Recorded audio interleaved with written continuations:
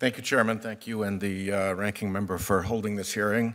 Mr. Bounds, welcome very much. I don't have much to ask of you, but I do want to make a point for my colleagues about where we are with respect to the so-called blue slip with respect to circuit court nominees.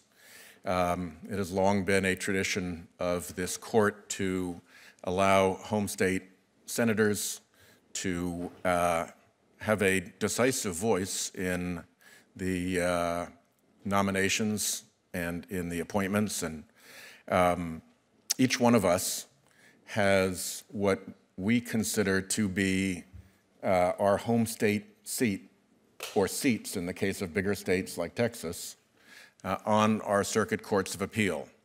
Rhode Island is a small state, so we have one seat on the United States Court of Appeals for the First Circuit that we consider to be a Rhode Island seat, and where we expect to have a voice when there is a vacancy and the need for a nomination. Connecticut has seats that it considers to be Connecticut seats on the Second Circuit, and Texas has seats that it considers to be Texas seats on the Fifth Circuit, and we can go all the way around the committee and point that out. The point that I want to make is that when we undo the local blue slip, there is no longer any mechanism for there to be such a thing as the Rhode Island seat on the First Circuit. There is no longer any way to have there be such a thing as the Connecticut seat or seats on the Second Circuit, and there is no way for there to continue to be Texas seats on the Fifth Circuit. Those designations do not exist in the Constitution. They do not exist as a matter of law. They exist as a matter of Senate tradition. And the only reason that we don't get rolled about that is that we as colleagues respect each other's blue slips with respect to those state seats on the circuit courts of appeal.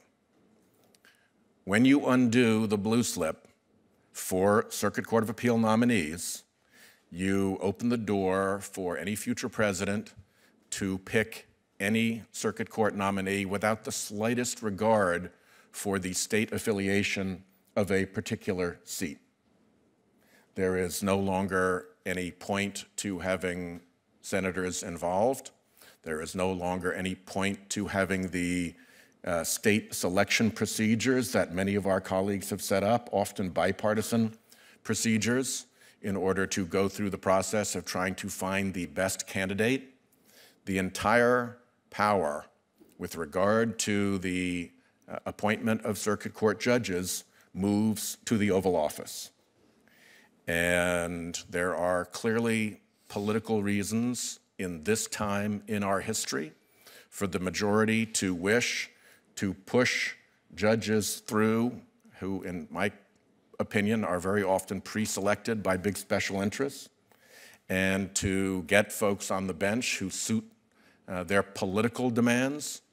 But there is a price to be paid for that, and it is a price that will be paid for a considerable period of time. And what I want to do is make sure that that point is on record, because in the event that, as is often the case in politics, control of the Oval Office or control of the Senate should move into other hands, I don't want to have colleagues coming and complaining to me that the seat that they thought was the Texas seat or the Alabama seat or the Idaho seat on the respective circuit is not being given any interest as to their views, that the president is simply unilaterally choosing whomever he or she pleases, and if we're not going to honor the blue slip, then there is simply no way to prevent that from happening. The blue slip is the guardian of the state affiliation of seats on these circuit courts. And it is, to me, very hard to imagine how those traditions survive the decision that this majority has made to ignore the blue slip process that I think has served the Senate very well for a great many decades. So that's the statement that I wish to make. Everybody ought to be warned about where this leads, because we are no longer going to have a voice in what we, until now, would have considered to be the Rhode Island seat or the Connecticut seats or the Texas seats under present protocol.